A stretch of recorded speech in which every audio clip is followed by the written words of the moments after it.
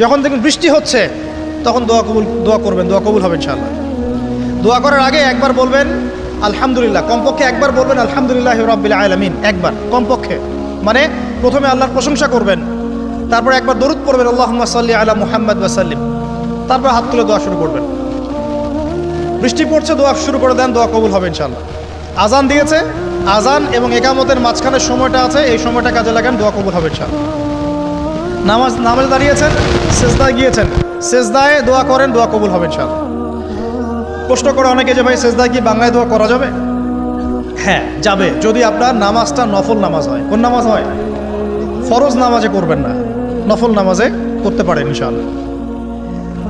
সেজদায় বান্দা আল্লাহর সবচেয়ে কাছাকাছি থাকে, এই সময়ে বেশি বেশি দোয়া করতে রাসূল সাল্লাল্লাহু আলাইহি ওয়াসাল্লাম তাগিদ দিয়েছেন। দোয়া করলে ডাইরেক্ট কবুল হবে ইনশাআল্লাহ। পিতা মাতার খেদমত করে দোয়া করেন, দোয়া কবুল হবে ইনশাআল্লাহ। এখন তো পিতা মাতার খেদমত মানুষ করতে চায় না। এটা সেই যুগ যে যুগে পিতা মাতার সাথে দাস দাসীর মতো আচরণ করা হয়।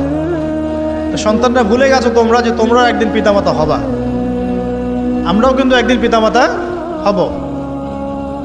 যারা বিয়ে শাদী করেছে, সন্তান সন্ততি হয়েছে, তারা জানে এই যে প্রসব বেদনার একটা সেকেন্ড, এক সেকেন্ড বা 1 মিনিট প্রসব যে বেদনা মায়ের হয়, এর ঋণ আমরা সারা জীবনে শোধ করতে পারবো না। পারবেন? এই কারণেই মায়ের পায়ের নিচে জান্নাতের কথা বলা আছে। মাদের সম্মান আল্লাহর কাছে অনেক বেশি, মেয়েদের সম্মান অনেক বেশি। এই নারীবাদী ফ্যামিলিস্টরা যা বুঝিয়েছে, ইসলাম এমন নয়। তো ইসলাম এমন নয়, ইসলামে মেয়ের মর্যাদা সবচেয়ে উপরে। সেই মেয়েদেরকে আমরা এখন কি করেছি? কাপড় চোপড় সব কমিয়ে কমিয়ে বেপর্দা করে রাস্তায় নামিয়ে দিয়েছে। যদি একটা মানুষ নিজের সম্মান না বোঝে, তাকে সম্মান কেউ দিতে পারে? নিজেকে চিনতে শিখুন। আমাদের সম্মান আল্লাহর কাছে অনেক বেশি। এটা বলছিলাম প্রিয় ভাইয়েরা, মায়ের পায়ের নিচে আল্লাহ পাক সন্তানের বেহেশতের কথা বলেছে। মা বোনদেরকে 4টা কাজ করতে বলো, অনলি 4টা কাজ। 5 ওয়াক্ত নামাজ যদি ঠিকমতো পড়তে পারে, 1 নাম্বার। 2, রমজান মাসে রোজা রাখে। 3 নাম্বার, পর্দা ঠিকঠাক মতো করে। আর 4 নাম্বার, স্বামীর আনুগত্য করে। ইনশাআল্লাহ জান্নাতের যে কোনো দরজা দিয়ে ইচ্ছা প্রবেশ করতে পারবে ইনশাআল্লাহ। এখানে স্বামীর আনুগত্যের কথা বলেছি, স্বামীর দাসত্বের কথা বলি না। আনুগত্য দাসত্ব এক জিনিস না। আনুগত্য মানে কি? আনুগত্য মানে আপনি স্বামীর যে কোনো ভালো কাজে আপনি তাকে সায় দিবেন, আনুগত্য। নামাজ পড়তে বলেছে, নামাজ পড়তে হবে। পর্দা করতে বলেছে, আপনি পর্দা করবেন। বেপর্দায় যাবেন, আপনি যাবেন না। এটা আনুগত্য। দাসত্ব কি? দাসত্ব হচ্ছে যে সে ভালো মন্দ যাই বলুক আপনি শুনছেন, এটা দাসত্ব। এটা করবেন না। মা বোনরা 4টা কাজ বাসায় গিয়ে আবার শুনিয়ে দিবেন। নবীজি বলেছেন 4টা কাজ কোনো মেয়ে করলে জান্নাতের যে কোনো দরজা দিয়ে ইচ্ছা প্রবেশ করতে পারবে। 1 নাম্বার, 5 ওয়াক্ত সালাত। 2 নাম্বার, রমজান মাসের সওম রোজা। 3 নাম্বার, পর্দা ঠিকঠাক মতো করবেন, লজ্জাস্থানের হেফাজত। এবং 4 নাম্বার, স্বামীর আনুগত্য করা। মায়ের খেদমত করে দোয়া করেন, দোয়া কবুল হবে ইনশাআল্লাহ। বাবার খেদমত করে দোয়া করেন, দোয়া কবুল হবে ইনশাআল্লাহ। কোরআন তেলাওয়াত করে দোয়া করেন, দোয়া কবুল হবে ইনশাআল্লাহ। মনে করেন শেষ রাতে উঠেছেন, মানে শেষ রাত বলতে বোঝাচ্ছি এই ধরেন যে 2টার পর থেকে, এখন 2টা 2:30টার পর থেকে নিয়ে ফজর পর্যন্ত শেষ রাতে উঠেছেন। এই সময় আপনি যা দোয়া করবেন ইনশাআল্লাহ কবুল হবে। হ্যাঁ, বলতে বাধ্য হচ্ছি, এখনকার তরুণ সমাজ ওই 2টা 2:30টার দিকে ওই যে কার কার খেলা থাকে, ওই খেলাগুলো দেখার জন্য ওঠে, তাহাজ্জুদ পড়ার জন্য উঠতে পারে না। অথচ আল্লাহ পাক বলছেন কি, যে শেষ রাতে আল্লাহ পাক প্রথম আসমানে নেমে আসেন এবং আহ্বান করেন, কে আছো আমার কাছে কিছু চাইবে আমি দিব, কে আছো আমার কাছে রিজিক চাইবে দিব, কে আছো আমাকে ডাকবে আমি তোমার ডাকে সাড়া দিব, কে আছো আমার কাছে ক্ষমা চাইবে আমি তোমাকে ক্ষমা করে দিব। প্রিয় যুবক ভাইরা, আল্লাহকে মূল্যায়ন করতে শিখুন। এই সময়গুলোতে দোয়া করলে ইনশাআল্লাহ তাআলা আপনার দোয়া কবুল হবে ইনশাআল্লাহ। সবচেয়ে ইম্পর্টেন্ট হচ্ছে একটা, যেটা আমরা প্রত্যেক দিন পড়ি, প্রায় 17 রাকাত নামাজ পড়ি আমরা, ফরজ নামাজ। শুধু ফরজ নামাজের কথাই বলছি। এখানে আপনি 34টা সেজদা করেন। 17 রাকাত ফরজ, 34টা সেজদা করেন। প্রত্যেক সেজদায় যদি একটা করে দোয়া করতে পারেন ইনশাআল্লাহ আল্লাহ আপনার দোয়া করবেন। দোয়া কবুল করার কিছু জায়গা বলে দিলাম, বেশি বেশি দোয়া করতে হবে। আমরা উম্মার অবস্থাগুলোকে বুঝতে শিখব।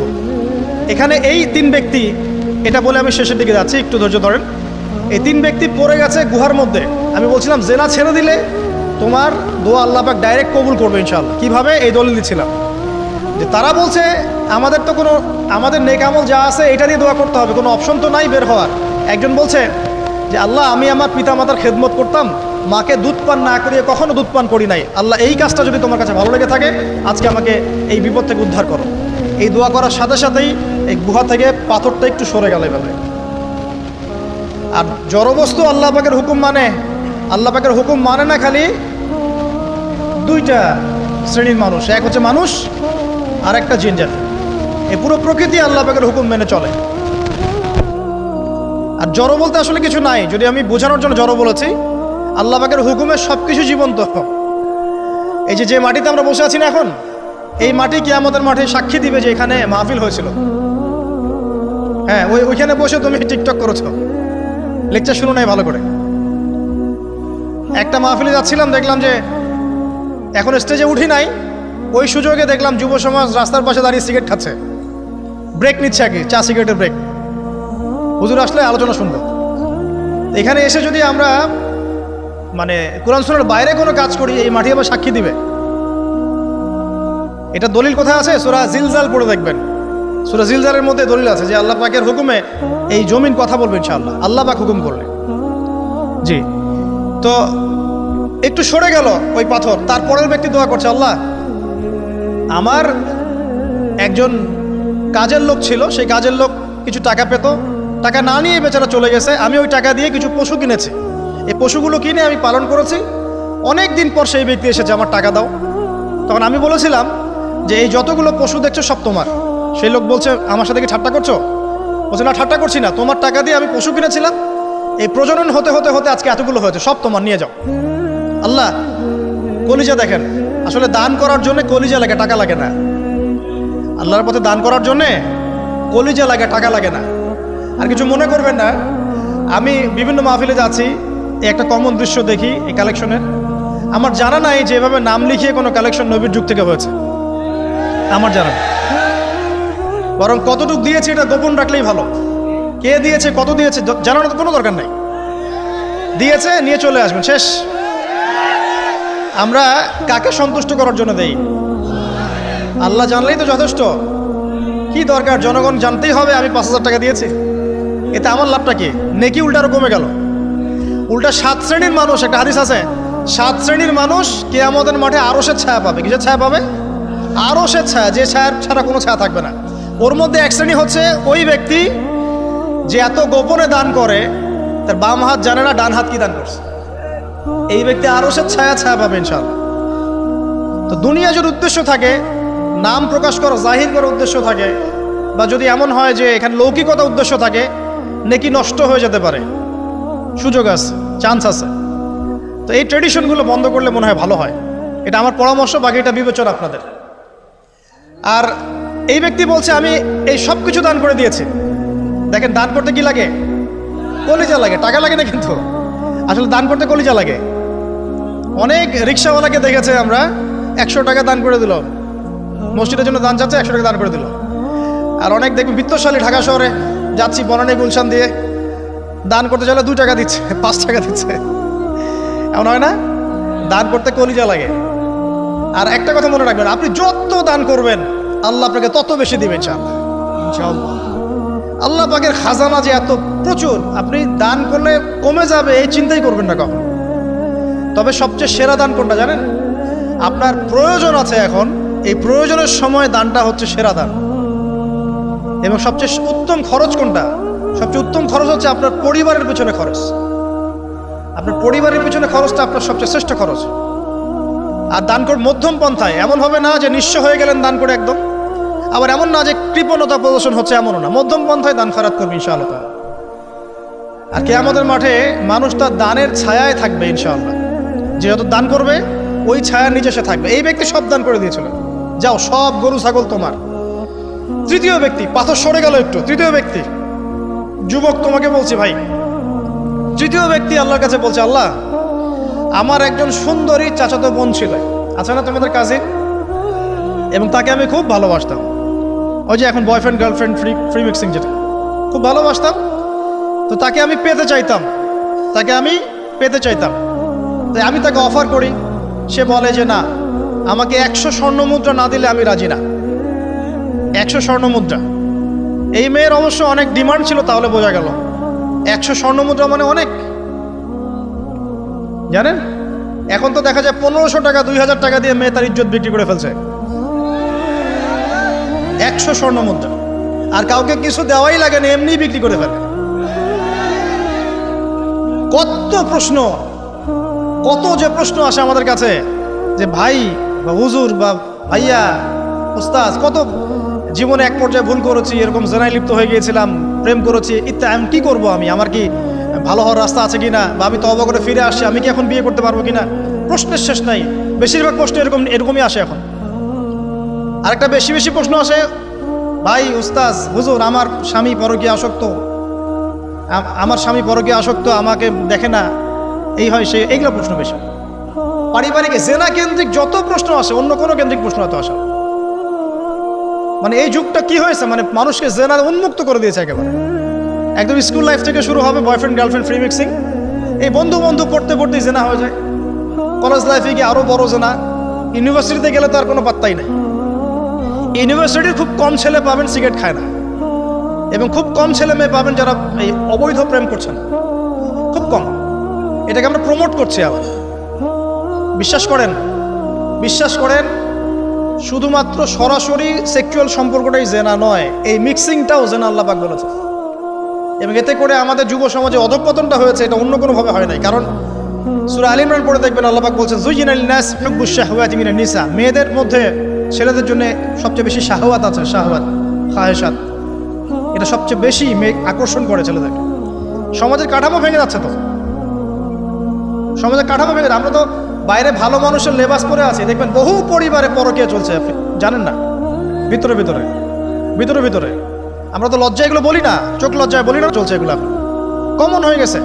যে ফ্যাশন শোর নামে, বিউটি কন্টেস্টের নামে, এই সেই, মানে অশ্লীলতাকে প্রমোট করা হচ্ছে চতুর্দিক থেকে।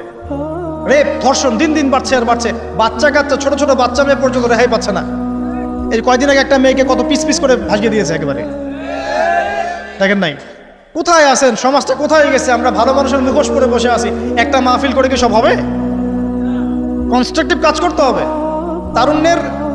তারুণ্যের এই শক্তিটাকে আল্লাহর জমিনে দিনের প্রচার প্রসার প্রতিষ্ঠার কাজে ব্যয় করতে হবে। যতক্ষণ পর্যন্ত আমরা এরকম ভালো মানুষের লেবাস সেজে বসে থাকবো না, আমার ঘরেও ফেতনা ঢুকে আসবে, টের পাবেন না। যখন ফেতনা ছড়িয়ে পড়ে ওটাকে দমন করতে হয়। দমন না করলে ওইটা আমার ঘরেও ঢুকবে তো এক সময়। আমি একা ভালো থাকতে পারবো না তো। আরে দমন করার ক্ষমতা আল্লাহ পাক যাদেরকে দিয়েছেন তাদের উপর অবশ্য ওয়াজিব হয়ে গেছে এগুলো দমন করা। এখন তাদের উপর একটা ফরজ ওয়াজিব হয়ে গেছে দমন করা এগুলো, নাহলে আল্লাহ পাক কঠিন শাস্তির সম্মুখীন করবেন। একটা হাদিস বলে সামনে যাই, শেষ করে উঠিয়ে নিচ্ছি। নবীজি বলছেন একদিন ঘুম থেকে উঠে চোখ ঘষতে করছে লা ইলাহা ইল্লাল্লাহ, আল্লাহ লা ইলাহা ইল্লাল্লাহ। তার স্ত্রী সামনে যায়নাব বিনতে জাহাশ রাদিয়াল্লাহু আনহা, তিনি বলছেন ইয়া রাসূলুল্লাহ, কি হয়েছে, সমস্যা কি? নবীজি বলছেন ওয়াইলুল লিল আরব, আরবদের জন্য ধ্বংস, মিন শাররি কাদ ইখতারাব, কি ভয়ঙ্কর ফিতনা ধেয়ে আসছে। তখন তার স্ত্রী বলছেন ইয়া রাসূলুল্লাহ আনুহলিকু ওয়া ফিনা সালিহুন, আমাদের মধ্যে সৎ মানুষ ভালো মানুষ থাকা অবস্থাতেও কি আমরা ধ্বংস হয়ে যাব? নবীজি বলছেন বালা, অবশ্যই, নাম, হ্যাঁ অবশ্যই ধ্বংস হবে। ইযা কাসরাতুল খাবাস, যখন সমাজের মধ্যে অশ্লীলতাকে ছড়িয়ে পড়া, যখন সমাজের মধ্যে অশ্লীলতা বেহায়াপনা ছড়িয়ে পড়বে, আলেম জালেম সব ধ্বংস হয়ে যাবে। এই সময় এখন আসে নাই? হারাম, একটা সামান্য একটা হারাম ঠুনকো একটা খেলাকে নিয়ে সারা বিশ্ব কি করতেছে দেখেন নাই? কি পাগল হয়ে গেছে একেবারে। কি অবস্থা মানুষের মধ্যে, কে খেলে তারও ঠিক নাই, ওই দেশের লোক আমাকে চিনে কিনা তারও ঠিক নাই, নিজের কোনো ব্যক্তিত্ব গায়রত কিছুই নাই। আশ্চর্য একটা জাতি। কে খেলছে? ভাবখানা এমন যে আমরা মনে হয় যুদ্ধ করে কাফেরদের সাথে দ্বীন ইসলাম কায়েম করে ফেলছে, একদম ভাবখানা এমন। অথচ এগুলো তৈরি করা হয় কি জন্য? যাতে মুসলিম জাতি একদিকে ফোকাস করে থাকে, অন্যদিকে ওরা তাদের উদ্দেশ্য সাধন করবে। সারা ওয়ার্ল্ডের চেহারা একদিকে ফিরাইছে, এদিকে দেখো, এই যে খেলা দেখো, আর বাকি পিছনে যে কাজগুলা ঠিকই করছে ওরা। দেখো কি কাজ করছে, কয়দিন পরে দেখতে পারবে। পাবলিকলি আমি বললাম না, কারণ বললে সব বুঝবেন না আপনারা, সব জায়গায় সবকিছু বলতে নাই। ওদের উদ্দেশ্য ওরা কখনো ভুলে যায় নাই। ওরা চাচ্ছে সারা বিশ্বটাকে শাসন করতে এবং মুসলিমদেরকে দমন করতে, এবং আপনাকে খেলতামাশায় ব্যস্ত রেখেছে। লাচো এখন যুবকদের কোনো হিতাহিত জ্ঞান পর্যন্ত চলে গেছে এখন। হিতাহিত জ্ঞান, তোমাকে এইভাবে চুল কাটতে কে বলছে? তোমাকে এইভাবে চুল কাটতে কে বলছে? এদিকে একদম ছিলে রেখে দিছো, এখানে মাঝখানে উঁচা একটা ময়ূরের মতো রেখে দিছো, মানে এভাবে চুল কাটতে তোমাকে কে বলছে? কে তোমাকে মেসির ফলো করতে বলছে? তোমার জন্য রাসূল সাল্লাল্লাহু আলাইহি ওয়াসাল্লামের বাবরি চুলের সুন্নত নাই? আজীব একটা ব্যাপার। দাড়ি রাখছো, বিরাট কোহলির মতো দাড়ি রাখছো, কেন? রাসূল সাল্লাল্লাহু আলাইহি ওয়াসাল্লামের মতো ছাড়া দাড়ি রাখতে পারো না? আশ্চর্য। আমাদের আদর্শ চিন্তা হবে না? নবী সাল্লাল্লাহু আলাইহি ওয়াসাল্লামের মতো এত সুদর্শন হ্যান্ডসাম মানুষ থাকতে আমি কাকে ফলো করব? যুবকদের পুরো মাথাটাকে ব্রেইন ওয়াশ করে ফেলা হয়েছে, কারণ ওরা জানে খুব ভালো করেই যুবকরা যদি আল্লাহর পথে ফিরে আসে ওদের সমস্যা আছে, সমস্যা। এই কারণে তোমাদেরকে ভুলিয়ে রাখা হচ্ছে নিজের জীবনের মূল্য দিতে শিখে। আল্লাহ রাব্বুল আলামিন তোমাকে আমাকে সৃষ্টি করেছেন, আল্লাহ পাক আমাদের হাতে এই দিনের বিজয় দেখতে চান।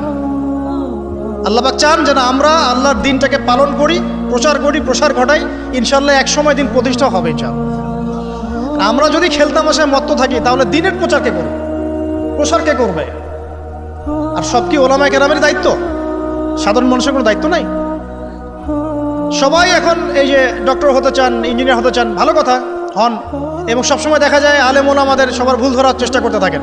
আপনি নিজে আলেম হচ্ছেন না কেন? তাহলে আপনি নিজে আলেম হন না কেন? নিজে একজন মুফতি হচ্ছেন না কেন?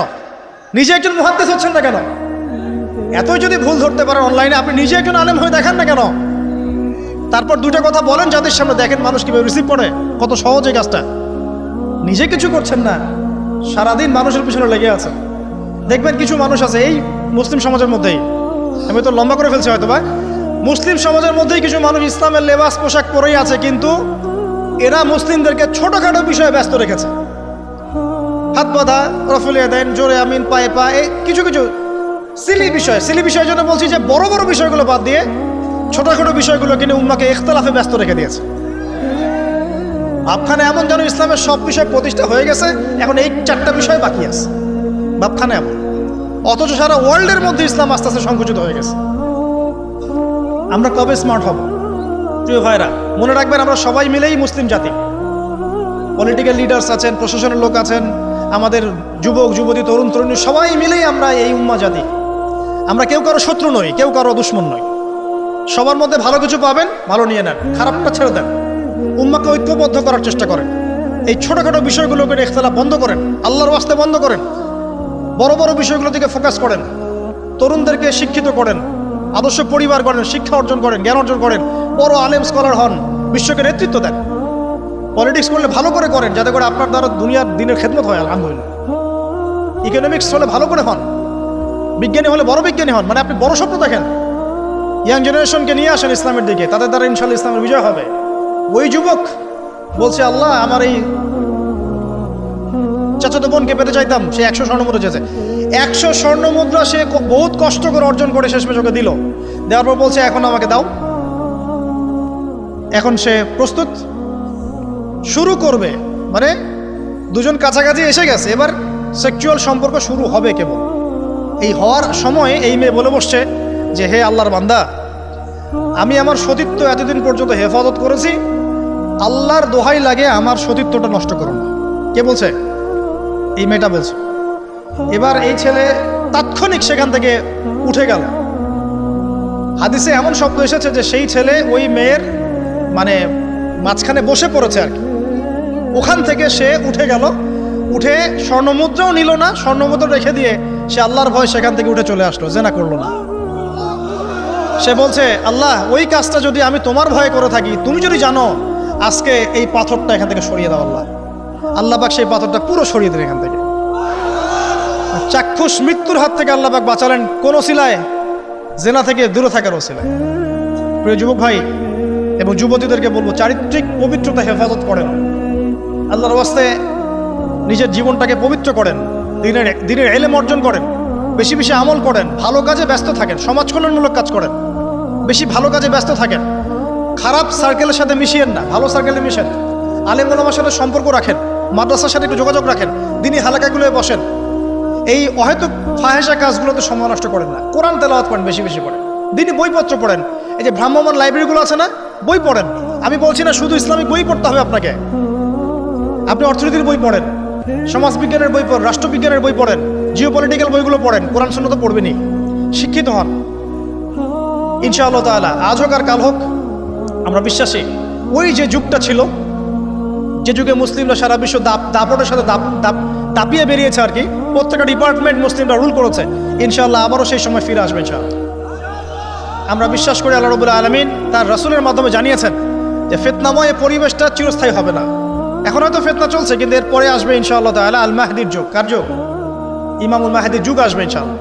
তারপরে ঈসা ইবনে মারইয়ামকে আল্লাহ পাক পাঠাবেন এবং যত দুশমন আছে ইসলামের সবার সাথে সরাসরি ব্যাটল হবে, হাদিসে বলা আছে, কিছু করেন নাই। এবং সেই যুদ্ধগুলোতে মুসলিমরা জিতবে ইনশাআল্লাহ। তারপরে সারা বিশ্বে ইসলামী খেলাফা কায়েম হবে ওই জেরুজালেম থেকে ইনশাআল্লাহ।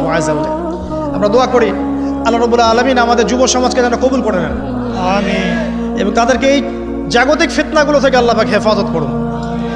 আমাদের সতীত্ব, পবিত্রতা, চরিত্রের সৌন্দর্য আল্লাহ পাক যেন অটুট রাখে, জেনা থেকে আল্লাহ পাক যেন বাঁচিয়ে রাখে। আল্লাহ পাক আমাদের সবাইকে দিনের এলেম অর্জন করে তৌফিক দান করেন, জীবন সম্পর্কে সচেতন হওয়ার তৌফিক দান করেন, সময়কে মূল্যায়নের তৌফিক দান করেন, খাস পর্দায় থাকার তৌফিক দান করেন মা বোনদেরকে, এবং আমাদের মধ্যে উম্মার ঐক্যের জন্য কাজ করার তৌফিক আল্লাহ পাক সবাইকে দান করেন, আমিন।